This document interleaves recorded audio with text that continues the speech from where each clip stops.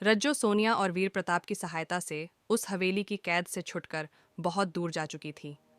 सुबह जब बड़े ठाकुर साहब सूर्य प्रताप जी की नींद टूटी तो उनका सिर बहुत भारी लग रहा था।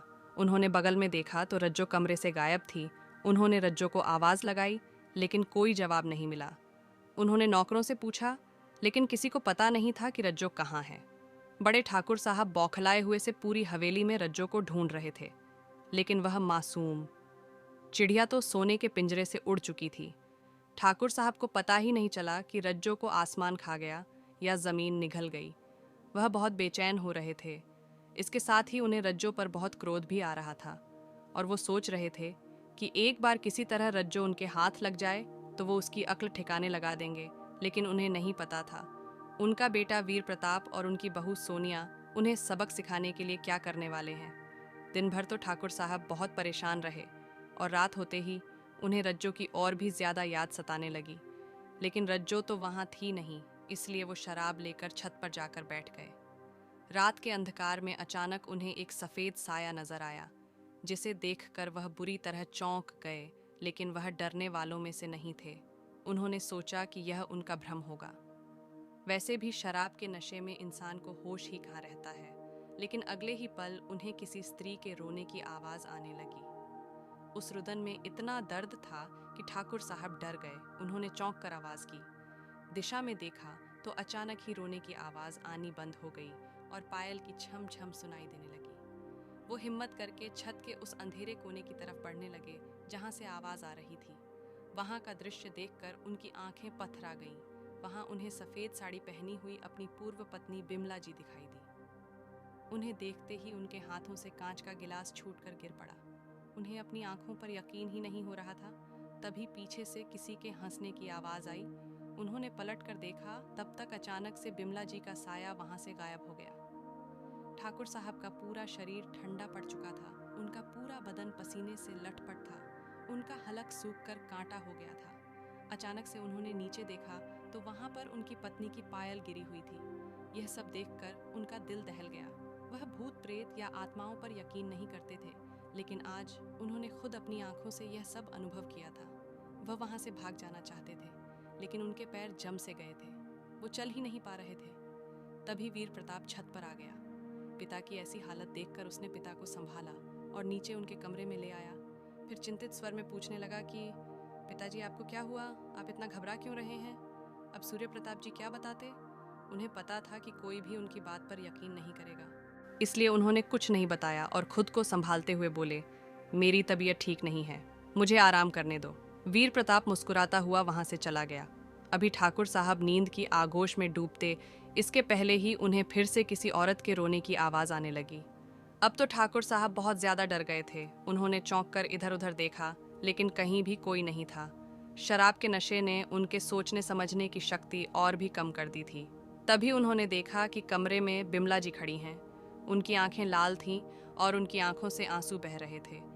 उनके लंबे बाल हवा में लहरा रहे थे। ठाकुर साहब ने हाथ जोड़कर गिड़गिड़ाते हुए कहा, इतने सालों के बाद तुम यहाँ क्या करने आई हो? तुम तो मर गई थी ना? बिमला जी रोते हुए बोली, हाँ, मैं मर गई हूँ, लेकिन मुझे नहीं पता था कि मेरे जाने के बाद आपका चरित्र इतना गिर जाएगा कि आप इतनी कम उम्र की लड़की से शादी करेंगे और उसके जीवन को तबाह करेंगे। अगर आपको जीवन संगिनी चाहिए ही थी तो कम से कम उसकी उम्र का तो ख्याल करना था। आपने एक मासूम लड़की के साथ अच्छा नहीं किया। आपको इसकी सज़ा ज़रूर मिलेगी। मैं आपको सज़ा दूंगी। बिमला जी का आवेश भरा स्वर सुनकर ठाकुर साहब थर थर कांपने लगे और कहने लगे कि मुझे माफ़ कर दो। मैं अपनी कुत्सित इच्छाओं पर नियंत्रण नहीं कर पाया और मुझसे यह भूल हो गई। लेकिन आगे से मैं ऐसी गलती कभी नहीं करूँगा। वैसे भी रज्जो यहाँ से जा चुकी है। मुझे नहीं पता है कि वह कहाँ है। मैं उसे ढूंढने की कोशिश भी नहीं करूँगा। बिमला जी गुस्से से चीखते हुए बोली, मुझे ये सब नहीं पता। तुम सबसे पहले रज्जो को तलाक दो। रज्जो को तलाक दो, नहीं तो मैं बार बार आऊँगी, बार बार आऊँगी। इतना कहकर वह जोर से ठाके लगाकर हंसने लगी। तभी अचानक से हवेली की बिजली गुल हो गई। ठाकुर साहब की डर के मारे हालत पतली हो गई थी।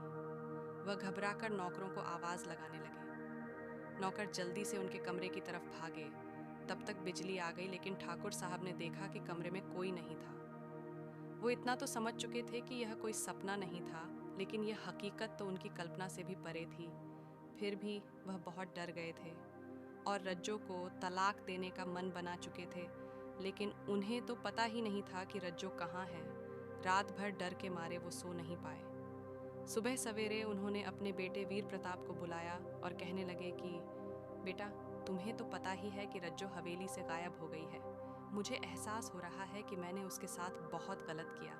मैं उसे तलाक देकर आज़ाद करना चाहता हूँ, लेकिन मुझे पता नहीं है कि वह कहाँ है। वीर प्रताप ने कहा कि पापा, आप परेशान मत होइए, मैं आपका साथ ज़रूर दूंगा। आपने बहुत बड़ी गलती की थी, लेकिन अब आप अपनी गलती को सुधारना चाहते हैं तो मैं आपके साथ हूँ। मैं कहीं से भी रज्जो को ढूंढकर आपकी इच्छा पूरी ज़रूर करूँगा। कुछ दिनों के बाद वीर प्रताप अपने पिता के पास आया और उसने बताया कि रज्जो शहर में मिल गई है, लेकिन वो डर के मारे यहाँ नहीं आना चाहती है। आप तलाक के पेपर्स पर साइन कर दीजिए, बाकी मैं देख लूँगा। सूर्य प्रताप जी बहुत खुश हुए। तलाक के पेपर्स पर साइन करने के बाद उनके मन से एक बहुत बड़ा बोझ उतर गया था। वो बहुत प्रसन्न थे। उन्होंने अपनी पहली पत्नी के नाम पर पूजा रखवाई और उनसे मन ही मन क्षमा भी मांगी। वीर प्रताप और सोनिया भी बहुत प्रसन्न थे। वह खुशी खुशी शहर लौट गए। वीर प्रताप ने शहर से एक्टिंग करने वाली आर्टिस्ट को बुलाकर स्पेशल इफेक्ट और मेकअप का प्रयोग करके बिमला जी के चरित्र को गढ़ा था, जिसे देखकर ठाकुर साहब भयभीत हो गए थे और उन्होंने रज्जो को मुक्त करने के साथ ही यह कसम खाई थी कि आगे से वो ऐसी गलती कभी नहीं करेंगे और किसी मासूम लड़की पर अत्याचार कभी नहीं करेंगे। वीर प्रताप और सोनिया का मन भी हल्का हो गया था कि उन्होंने एक मासूम को आज़ादी दिलवाई थी और उसके साथ ही अपने पिता को भी गलत रास्ते पर जाने से रोक लिया था। शहर आकर सोनिया ने रज्जो की पढ़ाई लिखाई का इंतज़ाम करवाया। रज्जो ने वीर प्रताप और सोनिया को धन्यवाद दिया कि उनके कारण उसकी ज़िंदगी में इतना बड़ा सुखद परिवर्तन आ पाया था। कुछ ही सालों में रज्जो पढ़ लिख कर एक प्राइवेट कंपनी में नौकरी भी करने लगी थी। आत्मनिर्भर बनने के बाद उसमें आत्मविश्वास का संचार भी हो गया था। अब वो पहले वाली डरी सहमी सी रज्जो नहीं थी। उसके व्यक्तित्व में इतना परिवर्तन आ गया था कि सोनिया और वीर प्रताप भी जब उससे मिलते थे तो उसे देखकर हैरान रह जाते थे। रज्जो के ऑफिस में ही रोहित काम करता था। वो मन ही मन रज्जो से प्यार करता था। जब रोहित के घर उसकी शादी की बात चलने लगी तो रोहित से रहा नहीं गया और उसने रज्जो के सामने अपने प्रेम का इजहार कर दिया। रज्जो तो हैरान ही रह गई। उसे कभी नहीं सोचा था कि उसके जीवन में कभी ऐसा व्यक्ति भी आएगा जो उससे प्यार करेगा, लेकिन वो रोहित का प्यार कैसे स्वीकार कर सकती थी। वह खुद को रोहित के लायक नहीं समझती थी। उसने रोहित को साफ साफ इनकार कर दिया, लेकिन रोहित भी हार मानने वालों में से नहीं था। वो रज्जो को मनाने की कोशिश करता रहा। उसकी जिद को देखकर एक दिन रज्जो ने हार कर उसे अपने अतीत के बारे में सब कुछ बता दिया कि किस तरह उससे लगभग 20 साल बड़े ठाकुर साहब ने उससे शादी की थी और हर रात उसके अरमानों को ज़बरदस्ती कुचलते रहते थे। रज्जो रोते हुए बोली कि उन सारी रातों ने सिर्फ मेरे शरीर पर ही नहीं बल्कि मेरे अंतर्मन पर भी गहरे घाव दिए हैं। मैं तुम्हारे लायक नहीं हूँ। लेकिन रोहित सारी सच्चाई जानने के बाद भी रज्जो का जीवन संवारना चाहता था। उसने कहा कि रज्जो, तुमने बहुत दर्द सहे हैं, लेकिन इंसान का शरीर और मन कभी मैला नहीं होता है। बस उसके विचार और कर्म शुद्ध होने चाहिए। मुझे तुम जो हो, जिस रूप में हो, उसी रूप में स्वीकार हो। रज्जो को रोहित को अपनाने में वक्त लगा, लेकिन आखिरकार उसने भी रोहित से विवाह करने के लिए हाँ कर दी। रोहित के घर वालों को भी रोहित की पसंद बहुत पसंद आई। भले ही रज्जो के माता पिता नहीं थे, लेकिन जब वीर प्रताप और सोनिया ने अभिभावक बनकर उसका कन्यादान किया तो रज्जो की आंखें भर आईं। वो दोनों भी आज रज्जो के लिए बहुत प्रसन्न थे। रज्जो का कन्यादान करके उन्होंने अपना एक और फर्ज निभा दिया था। ससुराल पहुंचने के बाद रज्जो को उसके सास ससुर ने बड़े ही प्यार से अपनाया था। गृह प्रवेश की रस्मों के बाद बहुत सारी रस्में हुई। रज्जो को ससुराल में बहुत आनंद आ रहा था। रात के भोजन के बाद रज्जो को सुहागरात के कमरे में पहुंचा दिया गया था। रज्जो सजे धजे पलंग पर बैठकर रोहित के आने का इंतजार कर रही थी। जैसे ही रोहित सुहागरात के कमरे में आया, रज्जो घबरा गई।